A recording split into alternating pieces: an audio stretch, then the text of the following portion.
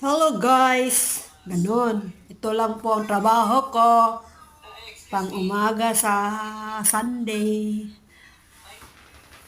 Ano lang, palakad-lakad, papunas-punas. Yun lang. Excuse me? Tapos, Hindi ako nakipagbiruan ha. pabalik-balik sa patwe. Ayun. Yan ang punasan ko, yung mga ano-ano ng mga wine. Kinausap mo ako. Ay, iba pa Yun lang po ang trabaho ko dito sa Europe. Hindi naman 4 oras lang yan. Wala na. Meron ka na 40 euro. Hindi siya tama. 4 Sorry hours. ko sa akin, offload ka? Offload Yun mo lang. ako Ganun eh. lang kadali. Hindi ko alam yung ibig sabihin na offload siguro.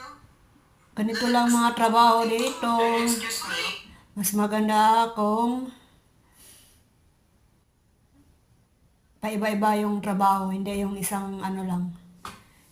Isang restaurant. Tapos may bahay. Linis-linis. Ganun. Yun lang po. Trabaho ko dito. Sa Euro. Tapos, tapos ng 4 na oras, relax. Thank you. Ciao. Ciao tutti.